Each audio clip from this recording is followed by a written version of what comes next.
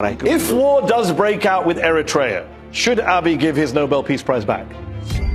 Well, he could. President Isaias and Prime Minister Abiy will find it in their hearts to find a way to resolve, to defuse the crisis. Believe me. That's what I believe when in. You say believe me, this show is not about belief. It's about facts. It's about evidence. I'll tell Do you have any evidence? I'll tell you about the facts. Do you have any evidence that you're ruling? You're saying there's no conflict. አቶ ጌታቸው ረዳ ስሜታቸውን መቆጣጠር አቃታቸው። ከጋዜጠኛው ጋር አንገት ለአንገት ተናነቁ።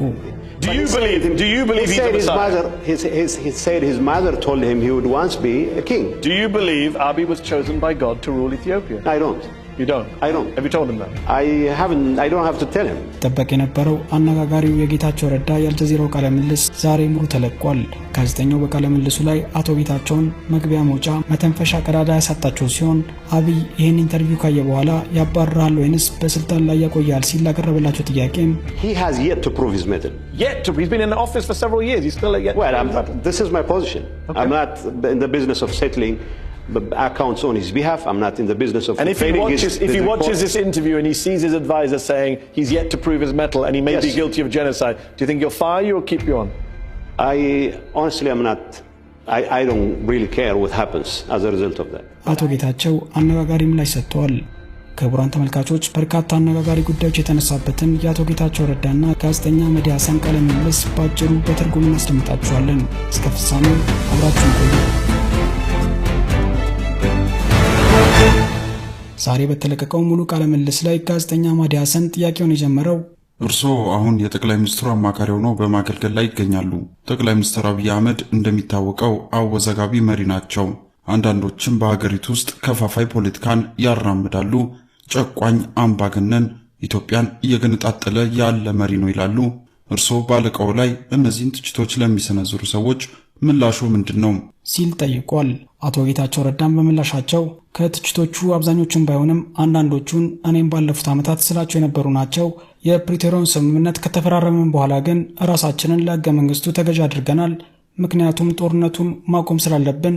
እናም የትግራይ ጊዜያዊ አስተዳደር ፕሬዝዳንት ሆኜ ለ2 ዓመታት ካገለገልኩ በኋላም ከጠቅላይ ሚኒስትር አብይ አህመድ ጋር ምንም የፖለቲካ ልዩነት ቢኖረንም ተቀራርበን የምንሰራበት ደረጃ ላይ ደርሰናል ሲሉ ጋዜጠኛ መዲ ሐሰን ንግግራቸውን አቋርጦ አብይን አምባገነን ጨቋኝ ኢትዮጵያን እያፈራረሰ ያለ ሰው ነው ብለ ተናግረ ዕውቅና የሰጠው አንተነ ሲል አቶ ጌታቸውም አረ ከዛም በላይ ብያለው ያሉ ሲሆን ጋዜጠኛውም ቀጥሎ አብይን የወንጀሎች ሁሉ ወንጀል የሆነውን ጄኖሳይድ በህዝብህ በትግራይ ህዝብ ላይ ፈጽሟል ስትል በርስ ጦርነት ወቅት ከሰው ነበር። እንዳንተ ገለጻ ከሆነም የአብይ ኃይሎች አንተ ላይ According to you, Abiy's forces even tried to assassinate you via drone strike and they abducted and detained your sister. How does your sister feel about you working with the people who abducted her? Must make for an awkward family. በድሮን የታገዘ የግድያ ሙከራም አድርገው እንደነበርና እህትንም አፍነው ይዘው እንደነበር ተናግረ ነበር። እህትህ አሁን ጠልፎና አፍኗት ከነበሩ ሰዎች ጋር ስትሰራ ምን ይሰማታል? መቼም የቤተሰብ ራት ላይ ተገናኝታቸዋል ሲል ጥያቄውን አቅርቧል። አቶ ጌታቸውም እህቴ ያሳለፈችው ያ የችግር ጊዜ ህመሙ ይሰማታል። ነገር ግን እህቴ ያሳለፈችውን ሰዎች ሊደርስባቸው የማይገባ አይነት መከራ አሁን ከዚህ በኋላ ድጋሚ አይደርስም፣ በዚህም እፎይታ የሚሰማት ይመስለኛል ብለዋል። ጋዜጠኛው በቃለ ምልልሱ ላይ አብይ የመሲህነት ኮምፕሌክስ አለበት። ከዚህ በፊትም እናቱ ኢትዮጵያን አንድ ለማድረግ 7ኛው ንጉስ እንደሚሆን በራእይ ተንብዮለት እንደነበር ተናግሯል። የራሱ አማካሪም አብይ በእግዚአብሔር የተመረጥኩ ነው ብሎ ያምናል ብሏል። አብይ እንደዛ ነግሮክ ያውቃል? ንጉስ ነኝ ብሎስ ያውቃል ወይ ሲል አነጋጋሪ ጥያቄ ሰንዝሯል። አቶ ጌታቸውም ይህን እኮ ራሱ በፓርላማም ተናግሮታል ሲሉ ጋዜጠኛውም ቆጣ ብሎ ላንተስ ብሎ ያውቃል ሲል አቶ ጌታቸውም አይ ለኔ እንደዛ ብሎኝ አያውቅም። በነገራችን ላይ አብይ ከመመረጡ በፊት ጓደኛዬ ነበር፣ መሲ ነኝ ምናምን ብሎኝ ግን አያውቅም። ግን እናቱ ከዚህ በፊት ንጉስ ትሆናለህ ብለው እንደነበር ተናግሯል ሲል ጋዜጠኛውም ንግግሩን አቋርጦ አብይ ኢትዮጵያን እንዲመራ በእግዚአብሔር የተመረጠ መሲ ነው ብለህ ታምናለህን ሲል አጭር ምላሽ እንዲሰጠው ጠይቋል። አቶ ጌታቸውም አላምንም ሲሉ ምላሽ ለመስጠት ቢሞክሩም ጋዜጠኛው ግን ቀጥሎ Do you believe he said his mother told him he would once be a king. Do you believe Abiy was chosen by God to rule Ethiopia? I don't. እና ይህን ነገር ለአብይ ነግረዋል ታዲያ ሲል አቶ ጌታቸውም You don't. I don't. Have you told him that? I don't have አልነገርኩትም፣ እሱን መናገር የለብኝም ሲሉ ጋዜጠኛውም አለብህ እንጂ አማካሪው አይደለ እንዴ? አማካሪ እኮ ምክር ይሰጣል ሲለው አቶ ጌታቸውም እኔ በዚህ በእግዚአብሔር ተቀባ ምናምን በሚል አላምንም፣ ሀገር መምራት ይችላል ብለህ ካሰብክና ሰርተ ከሳመንክ መሪ መሆን ትችላለህ ሲሉ ጋዜጠኛውም ካፋቸው ላይ ወስዶ You think you can lead the country and you prove your mettle, you can be a leader. Has he proved his mettle? እና ታዲያ አብይ መሪ መሆኑን በስራው አስመስክሯል ሲል አፋጧቸዋል። አቶ ጌታቸውም He has yet to prove his mettle.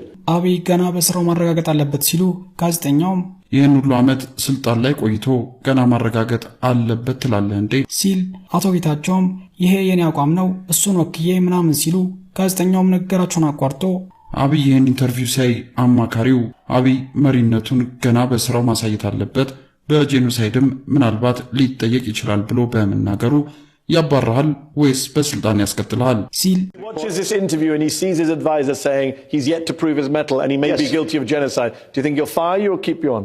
ሌላ ፈታኝ ጥያቄ ሰንዝሯል። I honestly am not. አቶ ጌታቸውም እውነቱን ልንገርህ በዚህ ምክንያት ምንም ቢፈጠር አይጨንቀኝም፣ እንደዚህ አይነት ነገሮችን በአደባባይ መናገር እንዲህ አይነት መዘዝ ያመጣል ብዬ አላስብም፣ እንዳልኩ አያገባኝም ሲሉ ጋዜጠኛውም እኔ ንጉስ ነኝ ብሎ የሚያስብ መሪ ሀገር ውስጥ እየኖርክ ብቻ ሲል በአሽሙር ጠጋርጎት ወደ ቀጣዩ ጥያቄ አምርቷል። I don't care I what mean, I live in a happens. country where the leader thinks he's also a king. So, አቶ ጌታቸውም ፈገግ ብለው አሽሙሩን ሲቀበሉ ታይተዋል። ጋዜጠኛው የኢትዮጵያንና ኤርትራን ሰሞነኛ ፍጥጫ አስመልክቶም በ2019 ጠቅላይ ሚኒስትር አብይ አህመድ ከጎረቤት ሀገር ኤርትራ ጋር ለ10 ዓመታት የዘለቀውን ጦርነት በማስቆም የሰላም ኖቤል ሽልማት ተሸልመዋል። ከዚያም ከኤርትራ ጋር ተባብረው በትግራይ ጦርነት ላይ ተሳተፉ። አሁን ደግሞ ከኤርትራ ጋር ወደ ጦርነት ሊገቡ እንደሚችሉ እየተነገረ ነው። ታንኮችና መድፎችም ወደ ድንበር እየተንቀሳቀሱ እንደሆነ ተዘግቧል። የሁለቱም ሀገራት መንግስታት እርስ በርስም እየተወነጃጀሉ ይገኛሉ። ኢትዮጵያና ኤርትራ ወደ ጦርነት ሊገቡ ይችላሉ ታዲያ ሲል ጠይቋል። አቶ ጌታቸውም እኔ እንደዛ አላስበውም፣ ማለቴ ኢትዮጵያ የቀይ ባህር ላይ ወደመፈለጓ ሌላ ጉዳይ ነው፣ እስከሚገባኝ ድረስ የኤርትራን ሉዓላዊነት የሚነካ አሳማኝ ክርክር የለም ያሉ ሲሆን ጋዜጠኛውም እና አብይ አህመድ በቀይ ባህር ላይ ወደብ እንፈልጋለን ማለታቸው ወደ ጦርነት አያምራም እያልከኝ ነው ሲል አቶ ጌታቸውም አይደለም እኔ እያልኩ ያለሁት እስከሚገባኝ ድረስ ቢያንስ በቅርብ ጊዜያት ውስጥ ጉዳዩ ወደ ጦርነት ያመራል ብዬ አላስብም ብለዋል። ጋዜጠኛውም ቀጥሎ አብይ በአንድ በኩል ሰላም እፈልጋለሁ ይላል፣ በሌላ በኩል ደግሞ ይህን ታሪካዊ ስህተት ለማረም ቃል ሲገቡ ይታያል። ኢትዮጵያ ወደብ እንደምታገኝ 1,000,000% እርግጠኛ ነኝ ሲልም ይደመጣል። የኢትዮጵያ መከላከያ ሰራዊትን በቅርቡ ወደ ቀይ ባህር ለመግባት ማንኛውንም አይነት መስዋዕትነት ለመክፈል ወደ ኋላ እንደማይል አስታውቋል። እነዚህ ታዲያ እንዴት ማስፈራሪያ ሊሆኑ አይችሉም ሲል ጠይቋል። አቶ ጌታቸውም እኔ ጠቅላይ ሚኒስትር አብይና ፕሬዝዳንት ኢሳያስ ወደ ግጭት እንዳይገቡ መፍትሄውን በልባቸው ውስጥ ያገኙታል ብዬ የማምንበት ምክንያት አለኝ እመነኝ ሲሉ ጋዜጠኛውም ካፋቸው ላይ That's what I believe when in. you say Because believe me, this show is not about belief. It's about facts. It's about No. evidence. I will tell Do you you have about any the- evidence? I'll tell you about the Do you have facts. any evidence that you're ruling? You're saying there's no conflict. Yes. Everyone who's worried about I'll conflict give you the right facts. now. I'll give you እመነኝ ስትል ይህ ሾው እኮ እመነኝ አትመነኝ አይደለም፣ ስለ እውነትና ስለ ማስረጃ ነው። ምን ማስረጃ አለ ታዲያ? ሁሉም እኮ ግጭት ይፈጠራል ብሎ ተጨንቋል። አንተ ወደ ጦርነት አይገቡም እመነኝ ትላለህ፣ ማስረጃ ምንድነው ሲል ሞግቷቸዋል። አቶ ጌታቸውም መረጃ ይላቀርብልህ፣ ሰሞኑን ወደ አፋር ክልል ቡሬ ሄጄ ነበር። በኢትዮጵያ መንግስት በኩል የኮንክሪት አስፋልት መንገድ እየተሰራ አይቻለው፣ ድንበሩንም ተሻግሮ በኤርትራ መንግስት አስፋልት ሲሰራ አይቻለው። ስለዚህ ያንን መዋለ ንዋይ ከፈሰሱ በሁለቱ መካከል የሰፈነ ውጥረት እየሰከነ ነው ማለት ነው። ሁለቱ ወገኖች አንድ ላይ እንዳይገናኙ ማድረግ አልችልም ብለዋል። ሆኖም ጋዜጠኛው መለስ ብሎ ብዙዎች ግን ይሄ ስለ ወደብ ጉዳይ አይደለም፣ ይህ የኢትዮጵያ መንግስት የመስፋፋት አጀንዳ ነው ይላሉ። አንዳንዶችም አብይ የቀድሞ የኢትዮጵያውያን ንጉሳውያን ስርዓት ማምጣት ይፈልጋል፣ ወደ አስመራ ዘምቶ ቀይ ባህር ድንበራችን ነው ማለት ይፈልጋል፣ የኢትዮጵያን ታላቅነት የመለሰ መሪ ተብሎም መከበር ይፈልጋል ይላሉ። ይህን ለሚሉ ሰዎች አንተ ምን ትላለህ ሲል ጠይቋቸዋል። አቶ ጌታቸውም በምላሻቸው እኔም እንደዛ አልነበር ከዛ በላይም ተናግሬያለሁ ሲሉ ጋዜጠኛውም ነገራቸውን አቋርጦ እንዲሁም አንተ ራስህ አብይ የኢትዮጵያን ንጉሠ ነገሥት ታሪክ አብዝቶ ይወዳል፣ የኢትዮጵያን ታላቅነት መመለስ ይፈልጋል ብለህ ነበር፣ ከዚህ በኋላ በዚህ ንግግርህ አታምንም ማለት ነው ሲል ፈታኝ ጥያቄ አቅርቦላቸዋል። አቶ ጌታቸውም ደና እንግዲህ አይደለም እኔ ምንም ችግር የለብኝም፣ የኢትዮጵያን ታላቅነት ይመልስ አይመልስ ችግር የለብኝም፣ ነገር ግን እኔ እንዲህ አይነት ፍላጎቶች ሰዎችን ግጭት ይፈጠራል ብለው ፍርሃት ውስጥ አያስገባም ነው የሚለው ሲሉ ጋዜጠኛው ነገራቸውን አቋርጦ በ2021 ላይ ግን ወደ ግጭት ሊያመራ ነው ብለህ ነበር ሲል አቶ ጌታቸውም አይደለም እኔ እንደዛ አላልኩም እኔ አስመራን ይቆጣጠራል ያልኩት ሲሉ ጋዜጠኛውን በመሃል አቋርጧቸው የምትናገረው ይሄን ነው ተረድቻለሁ የኔ ጥያቄ ግን ካሁን በኋላ ኢምፔሪያሊስት ወይንም ወራሪ ነው ብለ አታስብ ማለት ነው ሲል ሞክቷቸዋል አቶ ጌታቸውም አይደለም አብይ አሁን በዚህ ሰዓት ስለ ገጽታው የበለጠ የሚጨነቅ ይመስለኛል በሀገር ውስጥ ፖለቲካና በመሳሰሉት ላይ ልዩነቶችን ለመፍጠር እየሞከረ ነው ብዬ አስባለሁ የወራሪነትን አካሄድ የሚከተል አይመስለኝም ሲሉ ጋዜጠኛውም ቀጥሎ If war does break out with Eritrea, should Abiy give his Nobel Peace Prize? ከኤርትራ ጋር ጦርነት ከተነሳ አብይ የኖቤል ሽልማቱን ይመልሳል ብለህ ታስባለህ ሲል ቀጥተኛ ጥያቄ አቅርቦላቸዋል አቶ ጌታቸውም አፋቸው ተሳስሮ